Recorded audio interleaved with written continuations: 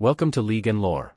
The stories you're about to hear are woven from the world of League of Legends, created by Riot Games. This video is a fan-made retelling, meant to explore and celebrate the lore of Runeterra. If you enjoy tales of ancient wars, fallen champions, and forgotten legends, consider subscribing, leaving a like, and ringing the notification bell, so you never miss a new story as it unfolds. Chapter 1, The Wind That Killed a Name. Yasuo learned early that the wind does not care why it moves. It moves because it must. He grew up in Ionia where discipline was not imposed but cultivated, where balance was taught as listening rather than obedience. Yasuo was gifted, unmistakably so. His connection to wind was intuitive, effortless, and dangerous in its ease. Where others practiced forms, Yasuo understood. Where others followed, he adapted. Talent like that inspires admiration first, and suspicion soon after. The elders tried to shape him. They succeeded only partially. Yasuo learned technique. He learned restraint. What he did not learn, what he resisted learning, was patience. He believed strength existed to be used when needed, not stored away to satisfy tradition. This belief would define his life long before it ruined it. Above him stood his brother. Yon was everything Yasuo was not. Where Yasuo was instinct, Yon was discipline. Where Yasuo questioned, Yon complied. He was older, steadier, devoted to the monastery's structure and the philosophy it guarded. Yon believed in order, not because it was easy, but because it prevented chaos from masquerading as freedom. They loved each other. That love was quiet, practical, unspoken. Yon defended Yasuo when elders doubted him. Yasuo chafed at Yon's acceptance of rules he believed unnecessary. Their bond held because it was never tested by betrayal, only by difference. Until it was tested by absence. When Noxian War came to Ionia, the monasteries faced a choice: defend the land directly, or preserve what knowledge they could by restraint. The elders chose restraint. Yasuo did not. He believed Ionia needed every blade, every gift. He begged to be allowed to fight. When he was refused, he left anyway, convinced that disobedience in service of protection was still honor. Yon stayed. Someone had to guard the elder, the master whose power could not be allowed to fall into enemy hands. That decision sealed both their fates. Yasuo fought the invaders fiercely. He was effective. He was brave. He was also absent at the exact moment absence mattered most. When he returned, breathless and bloodied, he found the monastery broken, and the elder dead. Killed by wind technique. The accusation did not need witnesses. Only logic. Yasuo was the only one trained to wield wind like that. He had abandoned his post. He had motive, if one believed power was temptation. The elders pronounced judgment swiftly, not because they were cruel, but because certainty is easier than doubt in times of war. Yasuo fled. Not because he was guilty. Because no explanation would be heard. Yon pursued him. Duty demanded it. Love complicated it. Yon did not believe Yasuo had killed the elder, but belief did not absolve responsibility. The law was clear. Balance required consequence. If Yasuo would not return, he would be brought back. They met beneath open sky. There were no witnesses. No grand speeches. Only two brothers, each convinced that what they did next was necessary. The duel was brief and catastrophic. Wind met steel. Discipline met instinct. Yasuo did not intend to kill his brother. That intention mattered not at all. The wind answered faster than thought. Yon fell. And with him fell the last certainty Yasuo had ever known. Yasuo ran again, this time not from judgment, but from memory. He carried two deaths with him, the elder he did not kill, and the brother he did. He became a wanderer, a pariah, a name spoken only as caution. He told himself he would find the truth. That truth, when it came, would not forgive him. But it might explain him. What Yasuo did not know, what no one could have known, was that death would not end Yon's story. Nor would it resolve Yasuo's guilt. In Ionia, balance does not vanish when broken. It demands repayment. And the wind, once loosed, never returns to the hand that released it. Chapter 2, Exile Beneath an Unforgiving Sky. Yasuo did not mark time in years after he fled the monastery. He marked it in roads. In the ache of muscles stiff from sleeping outdoors. In the wary glances of villagers who sensed violence clinging to him like weather. In the way his name traveled faster than he did, always arriving ahead of him, stripped of context and sharpened into accusation. Kinslayer. Traitor. Murderer. Ionia does not forget easily. It remembers not only what happened, but what should have happened. Yasuo had violated that expectation, and the land itself seemed to respond. Storms followed him. Winds rose unpredictably at his presence, as if the world recognized his dissonance and echoed it. He survived by motion. Staying anywhere too long invited questions. Questions invited blades. Yasuo learned to move before roots could form. He slept lightly, ate sparingly, spoke rarely. The wind became both companion and warning, guiding his path, but never letting him rest. Guilt settled considerably. Not as a scream, but as weight. He replayed the duel endlessly, not the clash itself, but the moment before. The instant when he realized Yone would not yield. When duty had outweighed mercy. When love had failed to override law. Yasuo remembered the expression on his brother's face, not anger, not hatred, but resolve. That was the wound that never closed. Yasuo told himself he would clear his name. That once the true killer was found, everything might align again. But deep down, he knew even vindication would not resurrect Yone. The truth he sought was not absolution. It was direction. His exile hardened him, but it did not simplify him. Yasuo remained fiercely protective of those he encountered on the road, intervening when bandits preyed on the weak or when war's remnants threatened the unguarded. He did not ask for thanks. He did not stay to receive it. Protection was not redemption, it was compulsion. Violence followed him anyway. Blades found him. Bounties were whispered. Those who recognized his style knew the stories. Some challenged him for glory. Others attacked out of fear. Yasuo never refused a fight, but he never sought one either. Each duel felt like penance measured in motion. The truth came to him slowly, and cruelly. He learned of a woman, an Ionian warlord wielding wind techniques unfamiliar yet precise. Rumors followed her like smoke. She had commanded troops during the Noxian invasion. She had moved freely through guarded zones. And she had been seen near the monastery on the night of the elder's death. Her name was Riven. When Yasuo finally confronted her, there was no catharsis. Only exhaustion. Riven did not deny killing the elder. She had done so unintentionally, her broken blade releasing power she could not control. The confession was not triumphant. It was devastated. Yasuo listened. And in listening, something broke again. The truth did not liberate him. It emptied him. He had been innocent of one crime, but never of the other. Clearing his name did not restore his brother. It did not return the years lost to exile. It did not erase the habits carved by running. When the truth was finally spoken aloud, it did not feel like resolution. It felt like arrival at a place that no longer existed. Yasuo did not kill Riven. He did not forgive her either. He left. Because forgiveness, like balance, cannot be forced into existence by revelation alone. What Yasuo did not yet know was that his journey had already crossed a boundary far deeper than exile. Yone had not found rest. Death, in Ionia, is not always an ending. It is a transition that demands coherence. Yone died burdened by unresolved duty and unanswered betrayal. That imbalance drew attention from something ancient, an Azakana, a lesser demon that feeds on obsession and regret. Yone awoke in a world split. Half spirit, half flesh. Fully unfinished.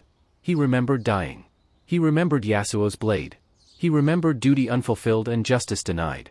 The demon bound to him did not control him, but it reflected him, manifesting as masks that embodied emotional fragments, guilt, anger, fixation. Yone learned to hunt them. Not to purge his own pain, but to prevent it from consuming others. When the brothers crossed paths again, it was not reunion. It was recognition. Yasuo felt the presence before he saw it, a pressure in the air that mirrored his own dissonance. When Yone stepped from shadow, wearing a mask not entirely his own, Yasuo froze. Not in fear. In comprehension. Yone did not accuse him. He did not absolve him. He simply stated the truth both had avoided. Their story was not finished because neither had chosen what it meant. Their confrontation was not violent. It was heavier than violence. Yone explained what he had become, not as curse, but as consequence. He hunted Azakana because he understood what obsession did to the living. Yasuo listened because he understood what regret did to the self. They were mirrors now. Yasuo asked for forgiveness. Yone did not give it. Not yet. Forgiveness, he said, was not owed. It was something Yasuo would have to earn, not through suffering, but through direction. Through choosing what kind of force he would be in a world that had already taken so much from him. When Yone vanished back into the spirit paths, he left Yasuo with something he had not felt in years. A future that did not demand running. Yasuo remained a wanderer, but no longer aimless. His exile was no longer escape. It became pilgrimage. He would walk Ionia not to clear his name, but to decide what it meant now that the truth no longer guided him. The wind still followed him. But now, it waited for his choice. Chapter 3, What the Wind Does When It No Longer Runs. Yasuo had expected the truth to change him immediately. For years, it had been the axis around which everything turned, the justification for his exile, the imagined endpoint of his wandering. He had believed that once the real killer was named, the shape of his life would reassemble itself into something coherent. The lie had sustained him. The truth dismantled him. With Riven's confession, the accusation that had driven him across Ionia dissolved. What remained was worse, responsibility without direction.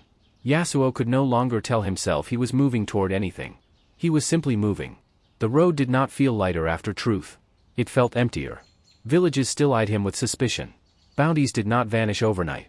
And even if they had, Yasuo knew he could not return to the monastery. The elder's death might no longer be his crime, but Yon's death would always be. That was the weight truth could not lift. He found himself lingering longer in places he once passed through without thought. He sat in fields and listened to wind move through grass without interpreting it as warning. He accepted food offered without expecting ambush. These were small changes, almost imperceptible, but they unsettled him more than danger ever had. Stillness required intention. It was during one such pause that he first sensed the Azakana. The presence was subtle at first, a distortion in the air that echoed something familiar. Yasuo felt it as pressure rather than threat, a resonance that vibrated against his guilt. Before he could name it, the presence fractured, scattering into lesser impressions that fled at his awareness.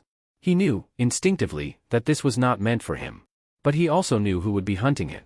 Yon appeared without ceremony, stepping from the spirit realm into the physical world as if crossing a shallow stream. His presence had changed since their last encounter. The masks he carried, manifestations of Azakana bound and purified, hung at his side, silent and watchful. Yasuo did not reach for his blade. That, too, was new. Yon explained little. He did not speak of his death as tragedy or injustice. He spoke of it as threshold. The Azakana that had bound itself to him had not done so out of malice alone, but resonance, feeding on unresolved emotion. Yon had survived because he had learned to confront that resonance rather than deny it. Hunting Azakana was not penance. It was maintenance. They walked together for a time, not as brothers reunited, but as two paths intersecting without merging. Yasuo watched Yon move with a discipline sharpened by the spirit realm. Each strike was precise, not aggressive. Yon did not destroy the Azakana he hunted. He separated them from the emotions that birthed them, restoring balance rather than erasing cause. This disturbed Yasuo. He had lived his life responding to imbalance with force. Wind answered threat. Blade answered accusation. Movement answered pain. Watching Yon, he saw another option, one that required patience and introspection he had spent years avoiding. Yon did not ask Yasuo to join him. He did not need to. The presence of Azakana increased the longer Yasuo stayed near populated areas. Guilt and regret were plentiful here, war had left scars that still bled quietly. Yasuo realized, with a cold clarity, that his own unresolved emotions acted like beacon and fuel. Where he went, imbalance followed. This knowledge was not accusation. It was explanation. For the first time, Yasuo saw his wandering not as neutral motion, but as influence. He was not merely passing through Ionia. He was shaping it, sometimes subtly, sometimes violently, by refusing to engage with what he carried. The realization did not paralyze him. It angered him. Not outwardly. Inwardly. Anger at himself for mistaking avoidance for humility. For believing suffering alone could substitute for responsibility. Yasuo had thought pain was payment. Yon showed him it was not. They encountered an Azakana together at the edge of a ruined settlement, drawn to the lingering despair of survivors who had never been allowed to mourn properly. Yasuo fought instinctively, dispersing the creature's manifestations with wind and steel. Yon intervened, not to stop him, but to slow him. Force scatters, Yon said. It doesn't resolve. Yasuo hesitated. That hesitation allowed the Azakana to surge, but also to reveal its core. Yon moved then, binding and purifying the creature with practiced calm. When it dissolved, the air felt lighter, quieter, as if something had finally exhaled. The survivors noticed. They did not thank Yasuo. They did not see him. They saw relief. And that was enough. Yasuo understood something critical in that moment. Redemption was not recognition. It was effect. What mattered was not how he was seen, but what his presence allowed to change. This understanding did not absolve him of his past. It gave him a future. When Yon departed again, he left Yasuo with no instruction, no mandate. Only a statement of fact: as long as Yasuo carried unresolved guilt, imbalance would follow him. The choice was not whether to fight it, but how. Yasuo resumed walking. But the wind felt different now. It no longer pulled him forward relentlessly. It responded. Waited. Allowed space for pause. Yasuo still carried his blade. Still fought when necessary. But he began listening, to people, to places, to the pressure beneath motion. The wind, he realized, was never escape. It was responsibility unacknowledged. Now, finally, he began to learn how to carry it without running. Chapter 4, The Weight of Staying. Yasuo discovered that remaining in one place demanded a different kind of courage than wandering ever had. Movement had always been his refuge. As long as he kept going, the consequences of his presence diffused behind him like disturbed air. Staying meant accumulation, of attention, of expectation, of unfinished emotion that no longer scattered with the wind. When Yasuo chose to linger near settlements rather than skirt them, imbalance followed more predictably. Not because he caused harm, but because harm, once noticed, refused to remain silent. People began to recognize him not as a rumor, but as a constant. Some feared him. Others sought him out. Old grievances surfaced. New conflicts pressed close. Yasuo learned that the wind did not solve problems, it exposed them. His role shifted subtly, no longer the blade that ended threats and vanished, but the presence that forced reckoning. This was uncomfortable. It also felt necessary. Yasuo intervened less often with force and more often with listening. He learned to stand in arguments without escalating them, to let tempers exhaust themselves while he remained unmoving. This restraint did not come naturally. Every instinct he had urged motion, cut through, move on, let the wind decide. Instead, he stayed. And staying hurt. Memories resurfaced more vividly when he paused. The duel with Yone replayed not as violence, but as misunderstanding that had hardened into tragedy. Yasuo realized that his flight had not been penance, it had been postponement. He had avoided becoming accountable to anyone because accountability risked repetition of loss. Remaining meant risking connection again. Meanwhile, Yone walked a different stillness. Between worlds, he could not linger long among the living without drawing attention from forces that did not welcome ambiguity. Azakana sensed him as both hunter and kin. Spirits watched him as anomaly. Mortals felt his presence as chill rather than threat. Yone's existence required precision. He hunted Azakana not as crusade, but as containment. Each encounter demanded emotional attunement, identifying which obsession birthed the demon, which memory anchored it. Purification required empathy sharpened by discipline. Yone did not erase suffering. He untangled it enough to stop replication. This work isolated him. He could not stay long in one place. He could not be known fully by the people he protected. The spirit realm pulled at him constantly, demanding balance be maintained without favor.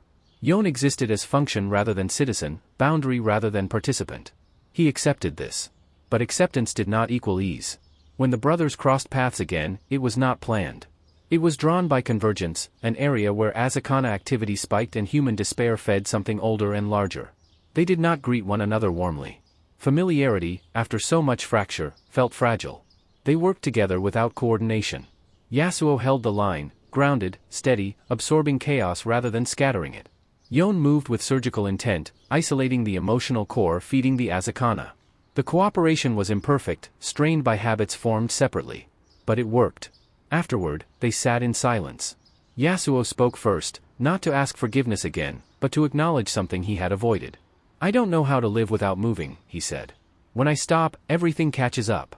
Yone understood immediately. He admitted his own parallel fear, that if he stopped moving between realms, he might dissolve entirely into one or the other. Motion, for both of them, had become survival. The difference lay in direction. Yone had chosen purpose shaped by boundary. Yasuo was still learning to choose purpose shaped by presence.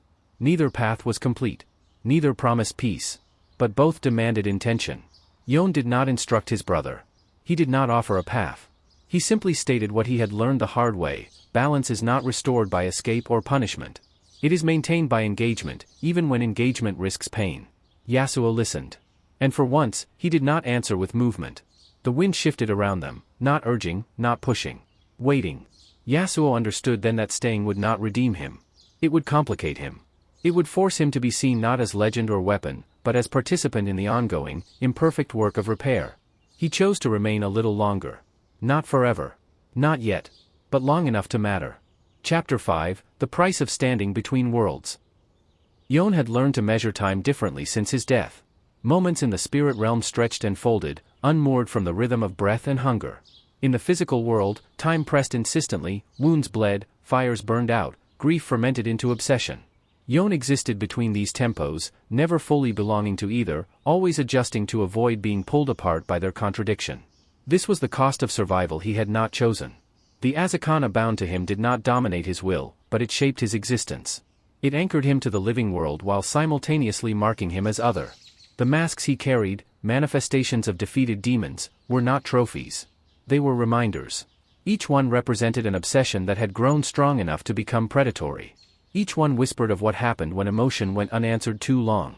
Yon hunted them because he understood them. He did not fear obsession. He recognized it. What weighed on him most was not the danger of the hunt, but the erosion that followed each success. Purifying an Azakana required resonance, meeting fixation with clarity, regret with acceptance. Each act demanded emotional labor that left residue. Yon could not fully release that residue into the spirit realm without destabilizing himself, nor could he carry it indefinitely without becoming what he fought. Balance, for him, was constant negotiation. Unlike Yasuo, Yon could not stay anywhere long.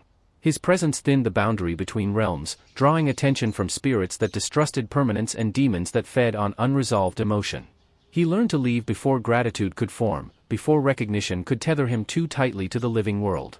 This isolation was deliberate. And it was corrosive. When Yon lingered near Yasuo, he felt the strain intensify. Their shared history amplified the pull between realms, binding memory to motion. Yasuo's guilt resonated sharply with the Azakana's nature, making their proximity both stabilizing and dangerous. Yon understood the risk. He stayed anyway. Because avoiding connection had not spared him consequence, it had only delayed it. The cost of existing between realms revealed itself most sharply when Yon attempted rest. Sleep, when it came, was fractured. Dreams bled across boundaries, populated by faces that were not fully memories and voices that were not fully his own. He could not surrender consciousness entirely without risking dissolution. The spirit realm did not let go easily. Neither did the living world. Yon began to question whether his role, necessary as it was, could be sustained indefinitely. He was not immortal. He was unfinished. Every hunt stabilized the present while narrowing his future. He was buying time for others by spending pieces of himself. This realization frightened him more than death ever had. He confided this to Yasuo not as confession, but as statement of fact. If I stop, he said, the boundary weakens. If I continue, I erode. Yasuo understood immediately. He had lived years eroding himself through motion, mistaking endurance for purpose. Now he saw the mirror clearly. Yon endured by function, just as he had endured by flight. Both paths postponed the same question: what does it mean to live when survival itself becomes a role? The brothers faced an Azakana together soon after, one born of communal grief rather than individual obsession. A settlement still rebuilding after war had never allowed itself to mourn properly. The demon fed on that suppression, growing diffuse and resilient. Yon recognized the danger instantly. This Azakana could not be isolated and purified alone. It was woven into the community's silence. To destroy it outright would fracture the boundary catastrophically. To leave it would allow it to metastasize. Yon hesitated. For the first time since his return, he considered stepping back, allowing the demon to persist while he preserved himself. The calculation was rational. The cost of intervention was high. The benefit uncertain.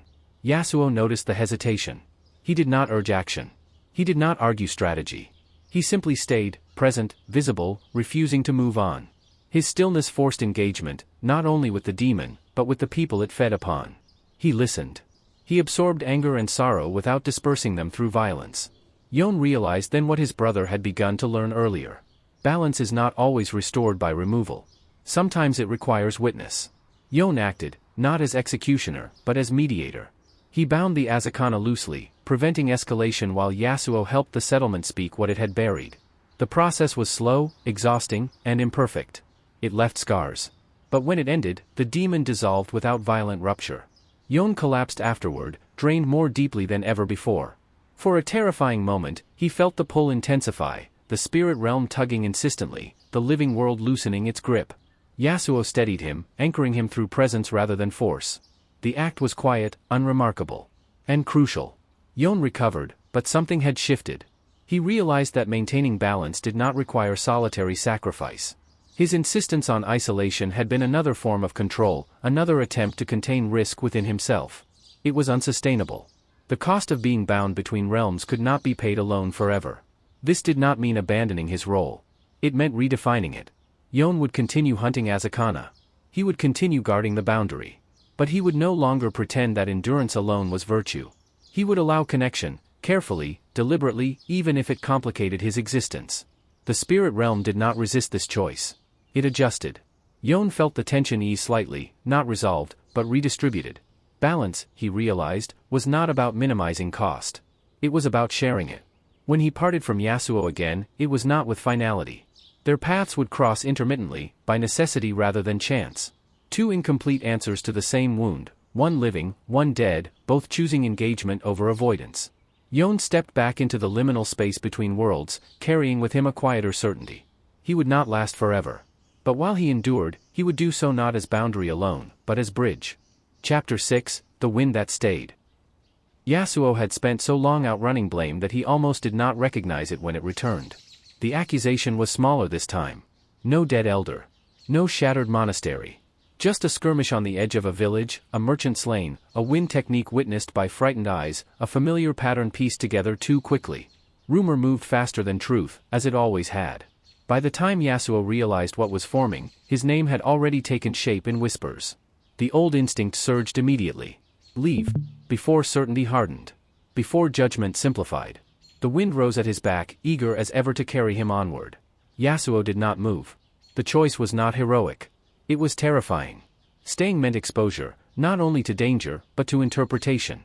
It meant allowing others to define him again, to weigh his presence against fear, to decide whether he deserved consequence. It meant risking repetition of the past, where explanation failed and violence followed. He stayed anyway. Yasuo presented himself openly to the village leaders. He did not deny his past. He did not embellish it. He explained where he had been, what he had done, and, most importantly, what he had not done.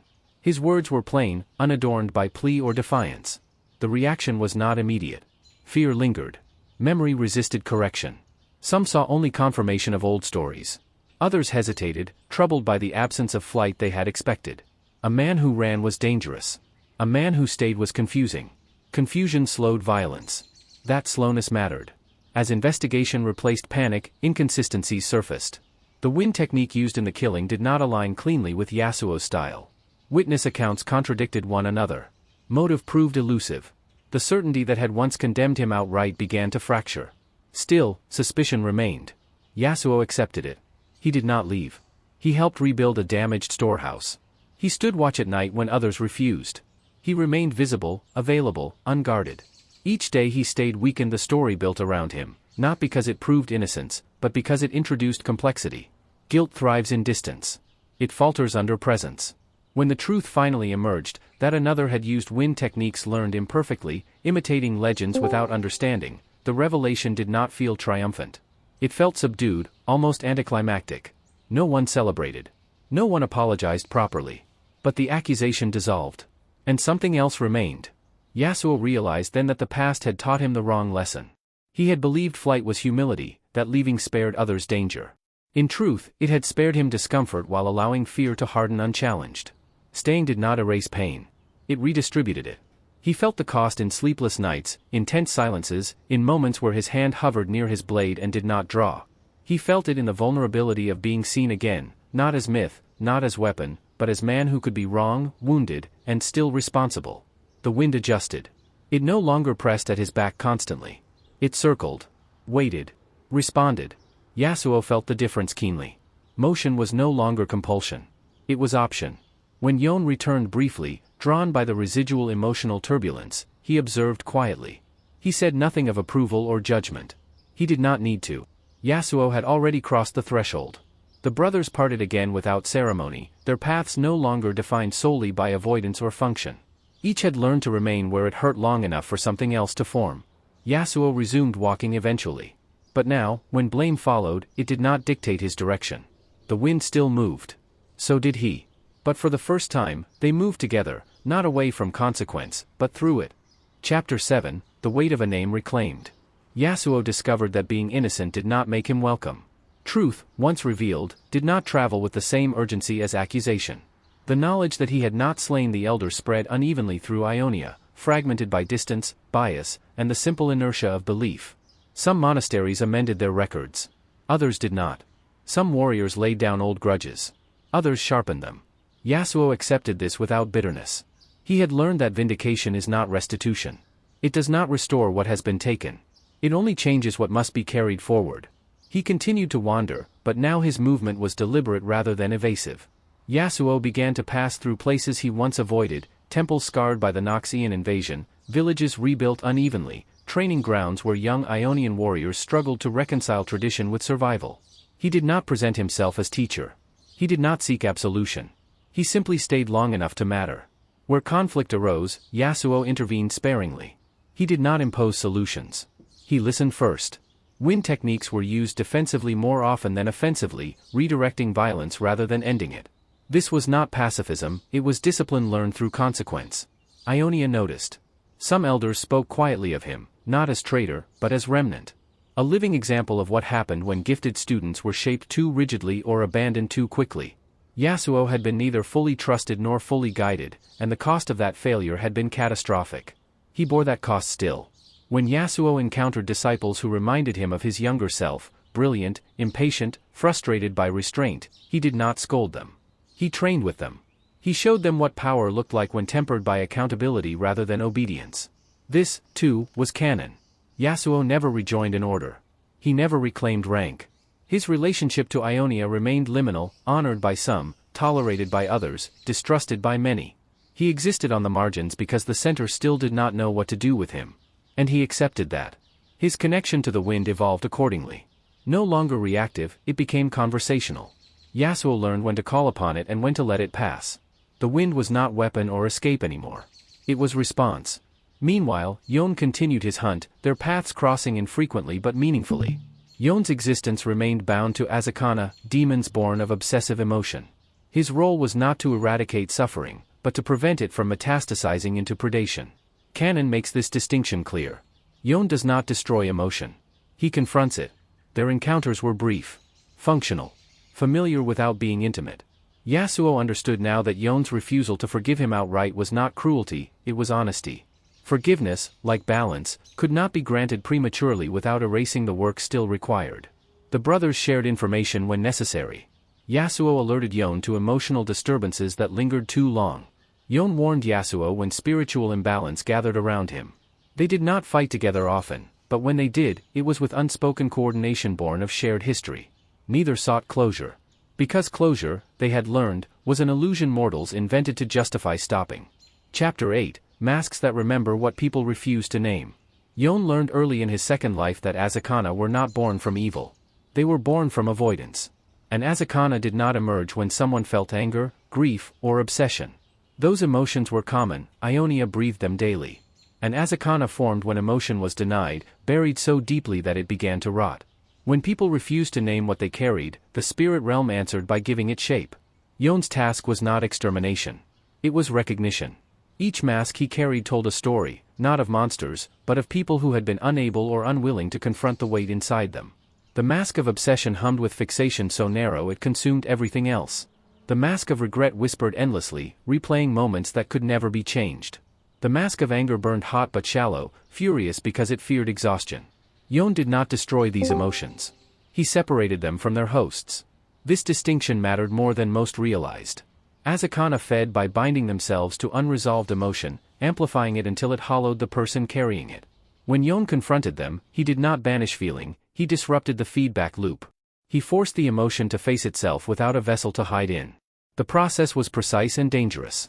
To purify an Azakana, Yon had to resonate with it just enough to understand its core without letting it latch onto his own unresolved wounds. The demon bound to him, born of his fixation on duty and unfinished justice, served as both anchor and warning. It granted him access to the boundary between realms, but it also ensured he could never pretend detachment. Every hunt reminded him of what he might become if he stopped paying attention. Azakana varied in strength.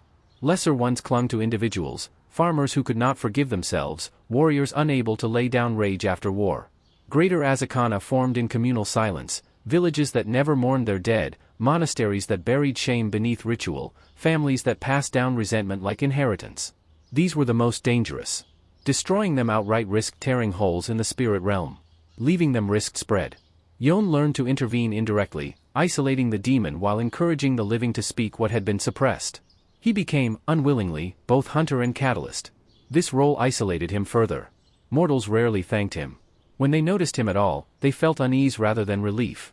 Spirits watched with wary respect, recognizing his necessity but distrusting his permanence. The Azakana sensed him immediately, not as enemy, but as threshold. They tested him relentlessly.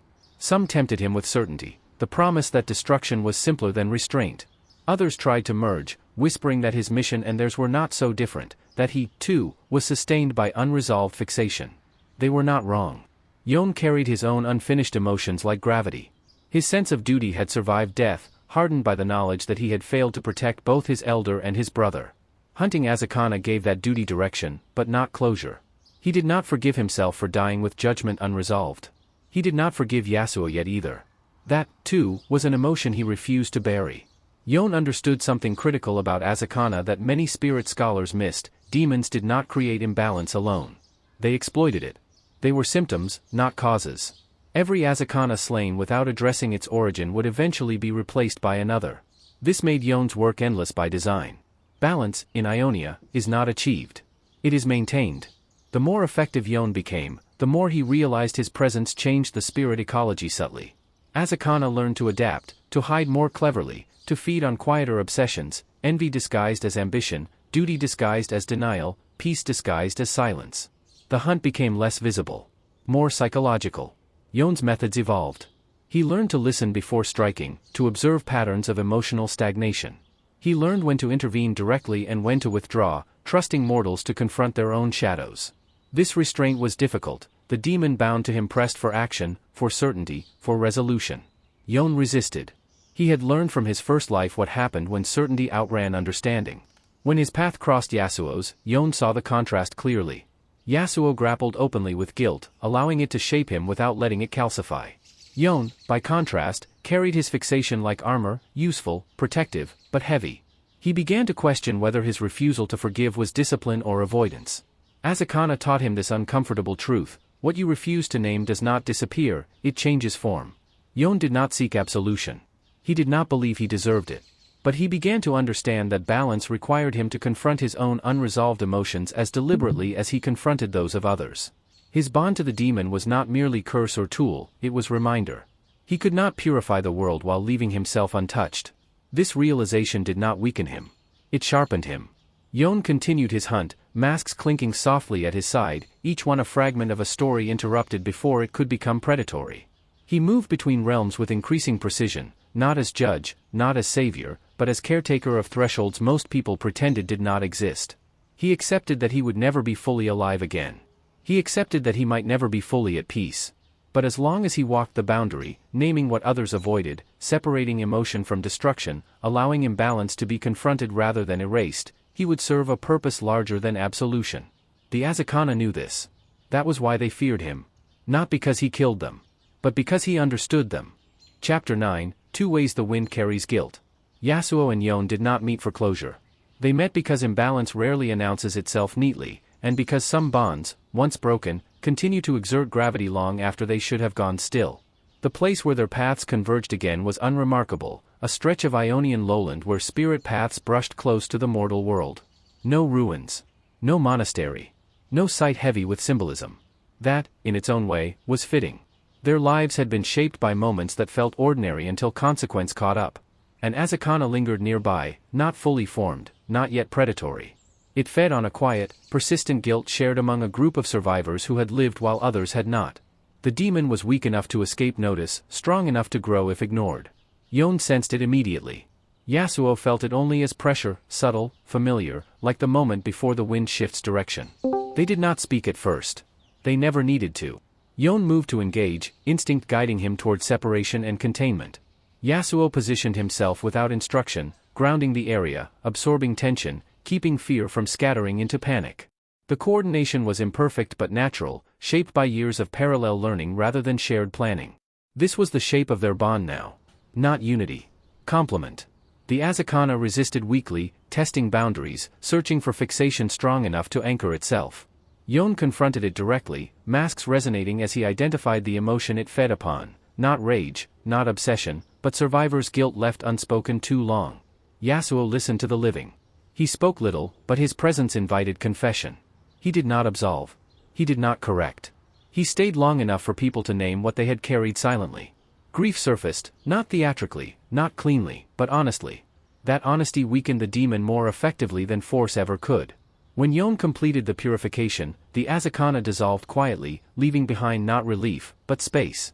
Space for the survivors to continue living without carrying a shadow they did not understand. The brothers stood together afterward, wind moving gently around them. It was Yasuo who spoke first. I used to think guilt was something you paid off, he said.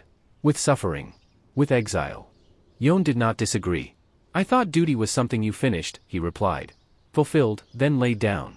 They both understood now how incomplete those beliefs had been. Yasuo carried guilt openly. He let it shape his choices without letting it define his worth.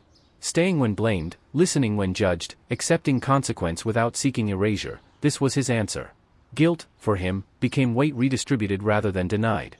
Yon carried guilt structurally. He confronted it, named it, separated it from destruction, but never pretended it vanished. His existence between realms was a constant acknowledgement that some debts are not paid through suffering, but through vigilance.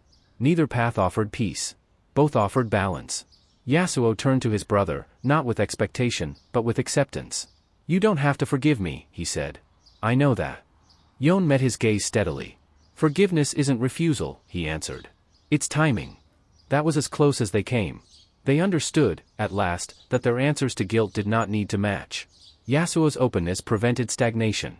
Yon's restraint prevented spread. One grounded imbalance in the present. The other guarded the boundary where it became predatory. Together, not united, not reconciled, they formed a system. A wind that moved through the world without fleeing it. A blade that cut without severing what needed to heal. A boundary that did not harden into wall. They parted without ceremony. Yon stepped back toward the spirit paths, mask settling into quiet alignment at his side. Yasuo turned toward the road, wind lifting around him, not urging escape, not demanding movement. Just accompanying. Their story did not end. It stabilized. And in a world like Runeterra, where guilt, loss, and unfinished history constantly threatened to become monsters, that was the closest thing to balance either of them would ever claim. That's today's story from Runeterra. If you enjoyed the lore, consider liking the video and subscribing for more tales from League of Legends. Thank you for listening, and I'll see you in the next story.